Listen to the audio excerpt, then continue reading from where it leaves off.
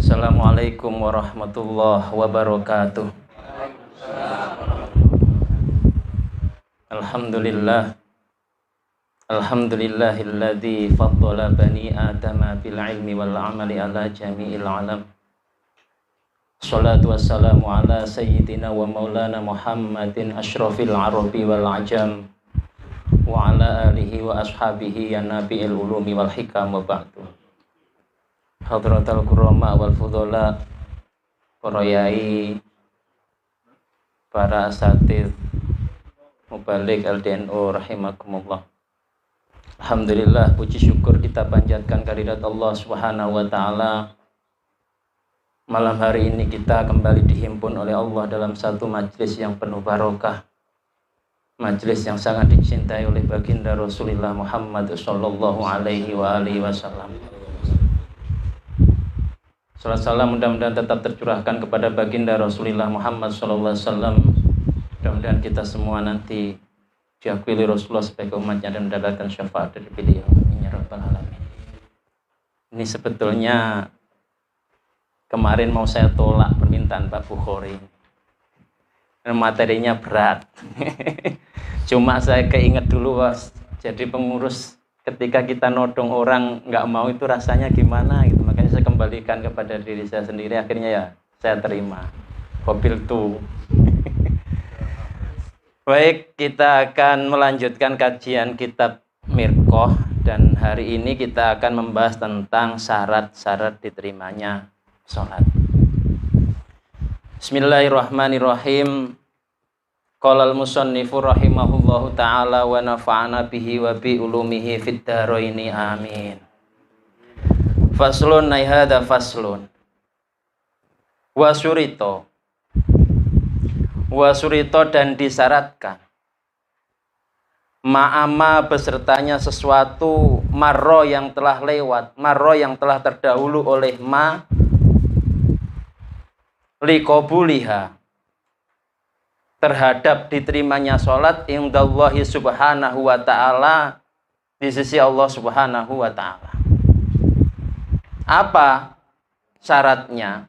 Naibul fa'ilnya dari surito ayyaksida, oleh sekiranya menyengaja oleh man atau musolli biha dengannya sholat wajhallahi ta'ala, wajhallahi ta'ala bimakna aidzatahu, di syarahnya itu dikatakan dzatahu. Jadi artinya pada zatnya Allah subhanahu wa ta'ala. Jadi mubalik LDNU kalau mengartikan wajhallahi jangan wajahnya Allah, coret langsung sama Pak Bukhari. Wahdahu dengan sendirinya Allah. Jadi syarat diterimanya sholat. Kalau sebelumnya kita sudah membicarakan atau membahas tentang syarat sahnya sholat. Jadi syarat sahnya sholat itu tidak cukup untuk menentukan sholat kita itu diterima atau tidak. Karena sah belum tentu diterima. Jadi sah, kalau sholat kita sah itu artinya memang secara kewajiban sudah gugur. Apakah kemudian sholat kita diterima atau tidak? Maka ada syarat-syaratnya ini. Yang pertama dikatakan ayyaksida biha wajhallahi ta'ala wahdahu. Artinya bahwa sholat yang kita lakukan itu betul-betul kita lakukan secara sengaja hanya karena Allah subhanahu wa ta'ala, bukan karena yang lain. Makanya di syarahnya itu dikatakan ada 3 kelompok orang melakukan sholat itu, ada 3 kelompok, 3 makom. Saya bacakan sedikit syarahnya. Cek ketok ngaji Mirqah tenanan, gak pure sulang. Di situ dikatakan lalitom ifisawa bifil jannati walalil harbi minal iqabi wal khaufi minan nar bal liqonihi ta'ala ilahahu wa huwa abduhu ta'ala. Jadi orang yang pertama ini makom yang paling tinggi. Orang melakukan sholat itu bukan karena mengharapkan pahala yang berupa surga nanti, bukan pula karena takut terhadap siksa yang otomatis nanti di akhirat berupa neraka, Tetapi mereka betul-betul melakukan sholat itu liqaunihi ta'ala ilahahu wa huwa abduhu. Betul-betul kita melakukan sholat itu karena Allah Subhanahu wa ta'ala, karena kita sadar posisi kita adalah sebagai seorang hamba. Itu makom yang pertama. Yang kedua, di sini dikatakan au ayyatluba biha as-sawaba wal jannata au yakhafa minal iqabi bin nari. Ini kelompok yang kedua, makom yang kedua. Ada orang yang sholat itu, mereka tujuannya adalah ingin mendapatkan pahala dan surga. Dan takut terhadap siksa Allah dan neraka. Jadi sholat tujuannya itu pengen dapat pahala atau pengen terhindar dari siksa Allah Subhanahu wa ta'ala. Dan yang ketiga, au ayyatasharrafa biha wa yunsaba ilaihi ta'ala. Ini ketiga kelompok orang yang melakukan sholat karena ingin mendapatkan kemuliaan dan ingin dirinya dinisbatkan kepada Allah Subhanahu wa ta'ala. Nah, ini monggo, kita berada di makom yang mana hanya kita yang tahu. Apakah kita betul-betul sholat karena Allah, ataukah sholat kita karena ingin mendapatkan pahala dan takut siksa, atau sholat kita lakukan karena kita ingin mendapatkan kemuliaan. Mirip-mirip tapi beda. Maka kalau boleh saya analogikan, sholat itu kayak kita naik motor pakai helm. Para yai mubalik. Orang naik motor kalau pakai helm itu ada yang karena pakai helmnya karena kebutuhan, ada yang pakai helmnya itu karena kewajiban. Orang yang naik motor pakai helm karena kebutuhan, dalam situasi dan kondisi apapun, ketika mereka berada di jalan raya, pasti pakai helm. Tapi kalau dia karena kewajiban, lihat-lihat sikon. Ada polisi pakai helm, nggak pakai helm. Berangkat khutbah, ada yang pakai helm, ada yang pakai songkok. Nah, ini mubalik LDNO,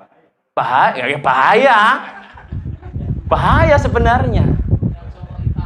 Mentang-mentang pakai songkok hitam, kalungan sorban, terus nggak pakai helm. Ini taat sama Allah tapi nggak taat sama negara. Katanya hubul waton minal iman. Pelanggaran. Wonge ono. Iya, kalau bisa kita itu ngasih contoh yang baik lah kepada masyarakat. Iya kan? Ya iya. Kalau yang naik mobil nggak kelihatan, yang naik motor itu cetho welo-welo, mosok berangkat khutbah, mentang-mentang songkokan terus kalungan sorban, nggak pakai helm. Ini logika atau analogi ketika kita melakukan sholat. Ya mudah-mudahan kita melakukan sholat semua karena kebutuhan. Yang penting tidak ada riya. Jadi makom 1, 2, 3 itu masih selamat. Yang penting tidak ada riya. Ya. Itu syarat yang pertama. Mudah-mudahan tidak ada tanya jawab ya.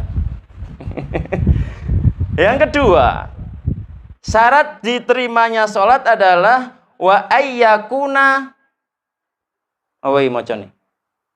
makuluhu wa malbusuhu wa musallahu halalan. Wa ayyakuna, dan sekiranya ada makuluhu oleh perkara yang dimakan man wa malbusu, dan perkara yang dipakai man wa musallahu, dan perkara yang ditempati sholat man halalan, yaitu halal. Ini syarat yang kedua. Kalau pengen sholat kita diterima oleh Allah Subhanahu wa ta'ala. Yang pertama adalah makanan yang kita makan itu harus kita pastikan betul-betul halal.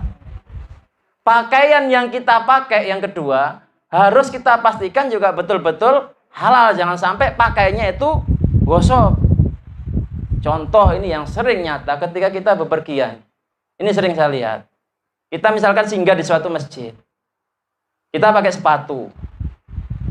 Kita mau wudhu, nggak punya sandal. Mentang-mentang di masjid situ ada sandal, kita pakai. Ya kalau sandalnya ada tulisannya masjid, aman Pak. Tapi kalau sandalnya nggak ada tulisannya masjid, kita nggak tahu itu sandal siapa. Itu kalau di dalam fikih namanya gosok. Itu pengaruh terhadap diterimanya atau tidaknya sholat kita. Jeru. Kemudian wa musallahu, dan tempat sholatnya harus betul-betul halal. Artinya jangan sampai kita sholat di tempat yang tidak jelas. Artinya masih, apa ya bahasanya sekarang, mungkin masih sengketa.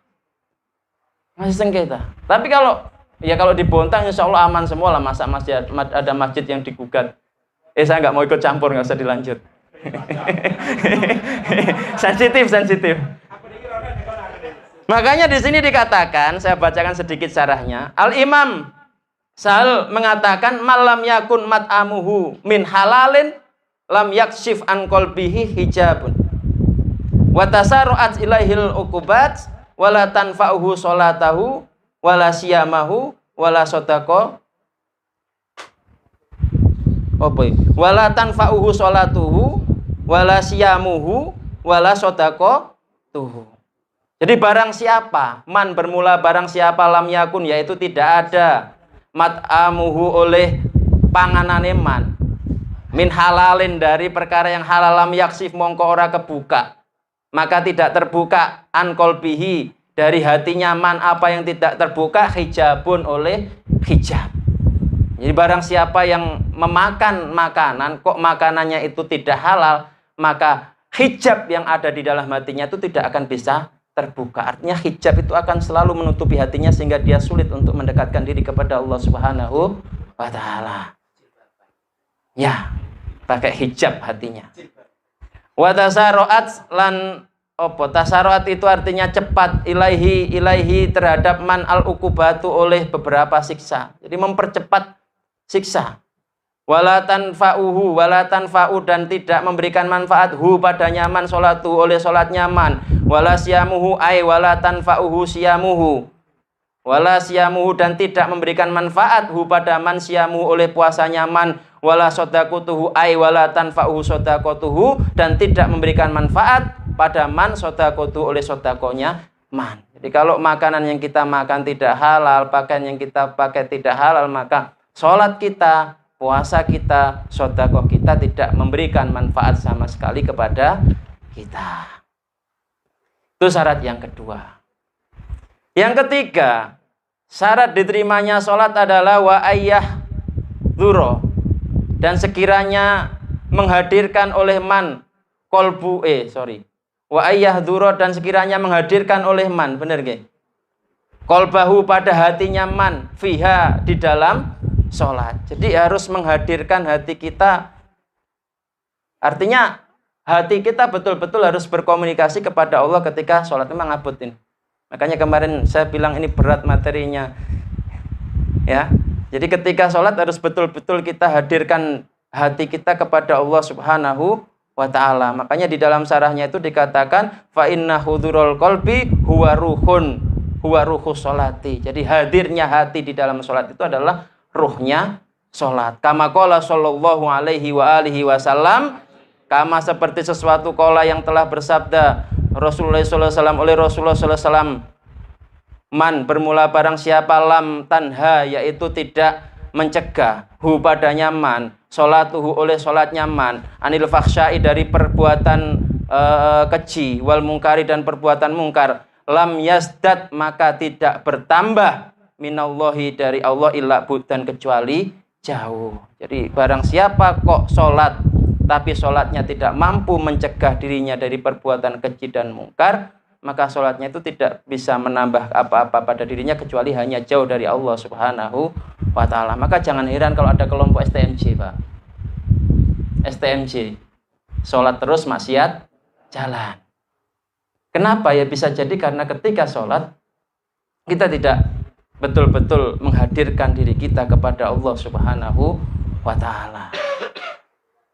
Makanya di sini dikatakan falaisa lahu min sholatihi illa ma'aqala minha. Falaisa maka tidak ada lahu baginya man min sholati dari sholatnya man illa ma kecuali sesuatu akola yang berpikir oleh man minha darinya sholat. Artinya orang itu akan memperoleh hasil dari sholat sesuai dengan kadar pikirannya ketika dia sholat. Jadi kalau kita di dalam sholat itu mampu menghadirkan hati kita hanya misalkan 1 menit, ya 1 menit itu yang kita peroleh. Tapi kalau the whole time ketika sholat kita mampu menghadirkan hati kita ketika sholat, maka seluruh waktu itu ya kita akan mendapatkan sesuatu dari sholat yang kita lakukan. Yang terakhir, syarat diterimanya sholat itu adalah wa alla yu'jiba. Wa alla yu'jiba, dan sekiranya tidak ujub bahasa Arab, ini bukan ujub bahasa Malang. Nanti di ujub kalau bahasa Malang bojo. Wa alla yu'jiba, dan sekiranya tidak ujub oleh man biha dengannya sholat. Jadi ketika sholat dia tidak punya perasaan ujub. Ujub itu apa sih? Ujub itu kalau kita artikan itu bangga terhadap dirinya sendiri. Jadi kalau yang poin pertama itu tadi dikatakan kalau sholat harus betul-betul ikhlas, terhindar dari sifat riya. Kalau yang terakhir ini kita harus mampu menghindarkan diri kita dari sifat ujub ketika sholat. Riya dengan ujub itu adalah 2 hal yang berbeda. Kalau riya itu di dalam kitab Kifayatul Atqiya dikatakan tolabul manzilata wa ta'zima indan nas bi amalil akhirah. Jadi riya itu adalah melakukan perbuatan yang bernilai akhirat, artinya melakukan ibadah, tapi tujuannya adalah tolabul manzilata wa ta'zima indan nas. Pengen mencari kedudukan, mencari kemuliaan, mencari sesuatu di hadapan manusia. Tapi kalau ujub itu kagum pada dirinya sendiri, bangga. Misalkan kita sholat nih, timbul dalam hati kita, wih, hebat aku bisa sholat tepat waktu, hebat aku bisa sholat malam. Itu namanya ujub. Padahal kita bisa sholat tepat waktu, kita bisa sholat malam, itu yang menggerakkan pada hakikatnya adalah Allah Subhanahu wa Ta'ala. Niki mudah-mudahan bisa kita amalkan dalam kehidupan kita sehari-hari. Ya, paling tidak ya mudah-mudahan sedikit-sedikit kita latihan. Semuanya berproses, kecuali yang sudah betul-betul makomnya luar biasa mungkin sudah mencapai makom ini. Kalau saya jujur, saya pribadi masih terus belajar untuk bisa mencapai apa yang tertulis dalam kitab ini. Mudah-mudahan Allah Subhanahu wa Ta'ala memberikan kita hidayahnya kepada kita, inayahnya kepada kita, sehingga kita mampu untuk mengamalkan apa yang kita kaji pada malam hari ini. Amin ya rabbal alamin. Demikian yang bisa saya sampaikan. Ada salahnya pasti, ada kurangnya pasti. Oleh karena itu saya mohon maaf yang sebesar-besarnya. Mudah-mudahan bisa menjadi tambahan hasanah keilmuan bagi kita semuanya. Terima kasih atas waktu yang diberikan kepada saya. Mudah-mudahan ke depan bisa lebih bermanfaat lagi. Akhiran, wallahul muwaffiq ila aqwamit thoriq. Assalamualaikum warahmatullahi